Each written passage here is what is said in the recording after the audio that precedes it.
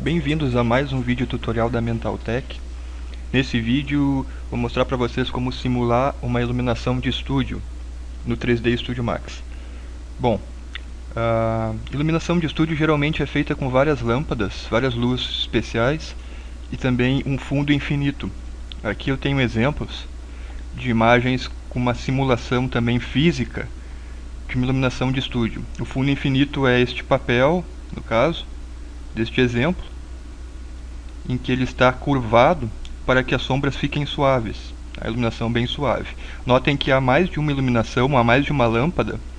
Aqui há duas, mas geralmente deveriam ter no mínimo 3, para que haja uma iluminação suave, uma iluminação ideal. Tá? Aqui também há outro exemplo, em que já há equipamentos um pouco mais específicos, um pouco mais profissional, mas também há o fundo infinito. Esse equipamento especial iremos simular também no 3D Studio, que é o Haze Light. O Haze Light, ele é uma iluminação em que possui uma espécie de refletor em que faz com que as sombras fiquem bem suaves, né? Muita gente chama de soft light também. Aqui outro exemplo também. Então são tipos de refletores. Existem vários tipos de refletores físicos que o 3D Studio pode simular. Bom, eu vou utilizar no 3D Studio um objeto que não é teapot. Muita gente usa teapot, que é aquela chaleirinha que já vem no 3D Studio. Eu acho um pouco clássico demais. Eu gosto de utilizar objetos variados, ou modelados por mim, ou muitas vezes de sites gratuitos, ou modelados por alunos inclusive. Eu vou utilizar este outro site, que é uma outra dica de site que possui vários modelos gratuitos, do 3dmodelfree.com. Ele possui vários modelos gratuitos e pode ser usado livremente. E eu vou utilizar o modelo de um dragão. Antes de importar este dragão, no meu 3D Studio, eu vou já modelar o fundo infinito, que vai ser o chão, que vai ser a base. Bom, para fazer isso eu vou usar um plane. Sempre utilizo um plane para criar o chão, né, geralmente. Vou desabilitar a grade das outras viewports para não atrapalhar. Isso com a tecla G. E vou diminuir também o número de segmentos desse plane. Eu não preciso de tudo isso, coloco só um segmento, ele não tem as divisões. Bom, para criar aquela curvatura do fundo infinito, eu vou transformar esse plane em um polígono editável. Clicando com o botão direito nele, converte o Editable Poly. Tá? Assim ele deixa de ser um plane e acaba se tornando um polígono editável, em que lá no painel Modify eu consigo acessar as edições dele, né, os subelementos, e um dos subelementos é o Edge, são as edges, que são as linhas, né, essas linhas aqui. Também há as bordas e tudo mais, os polígonos, né, que é este aqui. Bom, eu posso selecionar então a edge, uma das edges, essa aqui, né? E lá em Edit Edges, na subopção, usar o Extrude para levantá-la, para aplicar a extrusão. Eu clicando aqui, ele me abre esta subopção, em que eu posso tanto alterar a extrusão para os lados, quanto para cima ou para baixo, usando valores positivos ou negativos. Eu vou usar então essa primeira caixa, usando o valor positivo de altura. Notem que ele já aumentou aqui.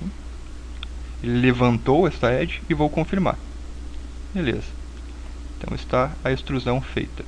Eu até aumentei demais, mas não tem problema nenhum. Próxima coisa que eu vou fazer nessa edge é o chamfer. O chamfer que vai criar o arredondamento desta edge. A edge, no caso, eu encontro aqui a linha. Então, clicando em chamfer, ele também tem várias configurações. Notem que ao aumentar o primeiro valor ele já cria um chanfro, que é bem isso que a gente está vendo. E aqui no valor de baixo, em segmentos, eu posso tornar esse chanfro mais suave. Pronto. Vou dar um OK aqui. E já está pronto o meu fundo infinito. O que eu posso fazer, eu vou desligar aqui a edição, clicando aqui no menos e aqui de novo. Senão ele acaba me travando as outras modificações que eu quero fazer. E vou aumentar um pouco a escala, tanto para cá quanto para cá, para aumentar aqui o meu fundo infinito. Então está aqui. A primeira parte já está feita, que é o fundo infinito. Vou posicioná-lo desta forma, deixar aqui de frente para mim. E agora sim, eu posso importar o objeto nesse meu fundo infinito que eu quero criar a iluminação, né, que eu quero adequar ao ambiente, criar uma iluminação suave. Bom, vou importar então o dragão, clicando e arrastando para o meu 3D Studio Max, largando na cena e usando a opção Merge para que ele importe, na verdade, aqui o dragão. Notem que o dragão está muito mais... uma escala muito maior do que na minha cena. Ele também já vem com um plane nele, em que eu vou clicar e deletar. Vou deixar só o dragão mesmo aqui. Tá? Agora sim, girar um pouco o modelo. E, usando aqui a visão de frente, colocá-lo rente ao chão. Outra coisa que eu posso fazer aqui, antes de criar a iluminação, é criar a câmera. Clicando e com Ctrl C. Ctrl C ele já cria a câmera para mim. O que eu vou fazer, na verdade, é só mover o target dela, que é este alvo aqui, aproximando o target à curvatura ou ao dragão. Eu posso aproximá-lo ou à curvatura aqui do meu fundo infinito ou ao objeto. Vou aproximá-lo ao objeto e aproximar também a câmera, enquadrando melhor o objeto, assim, né? Usando as coordenadas aqui do gizmo, tá? Eu consigo, aí, está pronto. A cena está já pronta com fundo infinito e com o objeto que eu quero iluminar. Vou só deixar um pouco mais baixo, no caso o objeto, né? Bom, depois que eu fiz isso, vou aqui só selecionar o dragão. Usando a tecla H eu consigo ser bem seleto nos meus objetos. Aí. O que eu tenho que fazer agora é trocar o renderizador, porque na iluminação, antes de aplicar os materiais também, eu vou utilizar o Mental Ray, que possui iluminação, recursos muito mais avançados de renderização. Então lá em F10 ou Render Setup, vou mudar o Scanline, que é o renderizador padrão do Max, para o Mental Ray. Tá? Já travar a renderização para a câmera, dar um primeiro render bem simples, bem rápido. Está aí. Bom,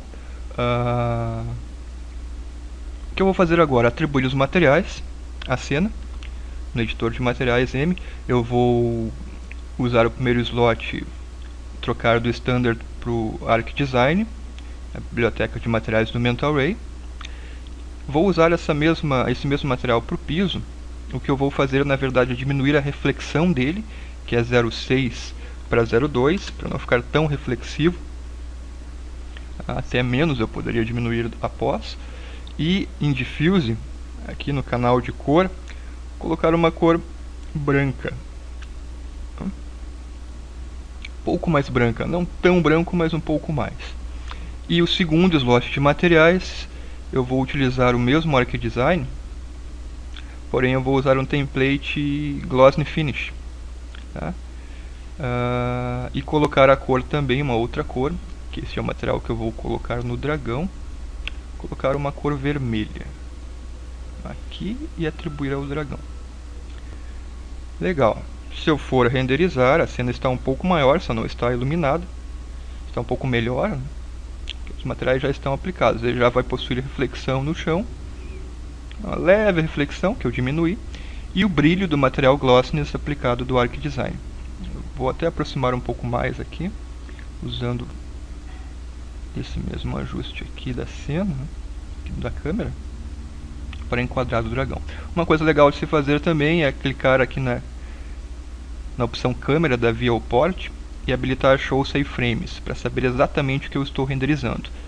Tá? ele acaba limitando a visão aqui, indicando na minha viewport em linhas amarelas a área real que será renderizada. Bom, segundo passo é criar a iluminação. Lá em Create, Lights. Geralmente a gente utilizava nos outros vídeos a iluminação padrão, a Standard. Não vamos utilizar essa iluminação, vamos iluminar agora utilizando luzes fotométricas. Luzes fotométricas são luzes reais, elas simulam luzes reais, com medidas reais, então a iluminação é muito mais precisa. Logicamente, as configurações também exigem um certo conhecimento. Eu vou utilizar uma Free Light a princípio.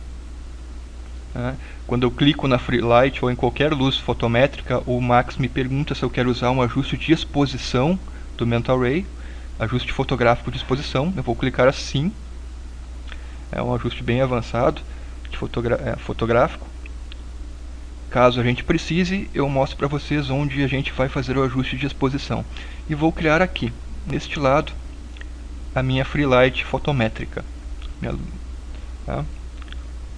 Notem que já houve uma adequação toda na iluminação. Quando eu cliquei aqui, a iluminação, no caso a lâmpada, ela foi criada um pouco abaixo. Eu vou subir ela aqui. E agora sim. Agora sim estourou, inclusive, na iluminação. Lá em Modify, eu vou acessar as configurações da iluminação. Já vou habilitar a sombra do tipo Ray Trace. Como a luz estourou, eu nem preciso renderizar aqui na minha viewport. Como eu uso o Max na versão 2012, a opção Realistic já me dá uma prévia na viewport de como ficará a iluminação.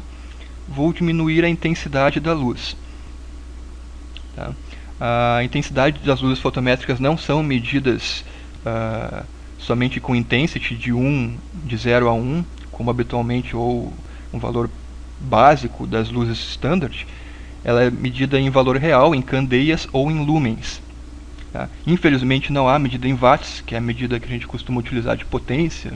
Já se há uma certa adequação, uma certa, como eu posso dizer, já se conhece, um certo conhecimento, uma base, mas poderia se usar lumens, que é uma medida física real, ou candeias. Eu vou utilizar candeias, que o valor é um pouco mais exato, não é tão fracionado quanto lumens. Está em 1500, vou deixar em 500. Houve uma diminuição, mas não tanto, então eu vou diminuir para 100 candeias. Notem que já diminuiu a iluminação. Outra coisa que vai fazer toda a diferença, e aí já simulando o Haze Light,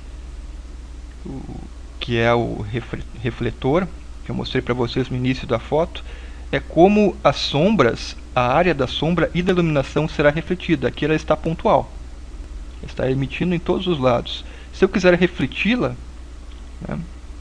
eu posso mudar então neste parâmetro Shape Area Shadow de Point. Há várias opções, disco, esfera. Eu vou usar o retângulo para simular o Haze Light. Eu vou aumentar um pouco a área dele. Aqui, notem que está aumentando aqui, tanto o comprimento aqui. Deixar ele quadrado. E vou girá-lo aqui, cerca de 90 graus, para que ele reflita para cá. Beleza. Então aqui eu tenho já um refletor. Vou só descê-lo um pouco e afastá-lo um pouco. Como eu já tenho essa iluminação criada e configurada, eu vou segurar Shift e arrastar a lâmpada para duplicá-la, cloná-la. Opção cópia. E aqui eu tenho uma reflexão aqui e outra aqui. Notem como já há uma suavidade na viewport. E vou criar uma terceira iluminação em cima. Então eu tenho iluminação dos dois lados, usando refletores, área retangular de uma fotométrica, e utilizar a mesma fotométrica em cima, iluminando de cima para baixo. Eu posso duplicar essa aqui também, segurando o Shift e arrastando, colocando bem no meio da cena, só que eu vou girá-la também, opção de rotação, aqui, novamente cerca de 90 graus, só que nesta outra coordenada aqui, e subi-la. Vou fazê-la subir aqui. Aí. Quanto mais alto, um pouco mais suave a iluminação.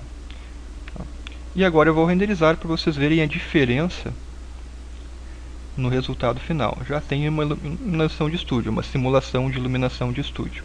Isso pode ser usado para iluminar qualquer objeto. É uma renderização muito mais rápida, ela simula uma iluminação global, uma GI. Então, as sombras, embora sejam usadas sombras Ray Tracing, que é aquela sombra bem dura, bem marcada, como eu estou iluminando com fotométrica, utilizando recursos de reflexão aqui na fotométrica, a sombra fica muito suave. Tá? Este borrão aqui é a reflexão do material de fundo, né, do fundo infinito. Então notem como ficou interessante aqui a iluminação. Se eu quiser tirar aquele borrão, é só eu tirar aqui no material, este aqui, né, a reflexão.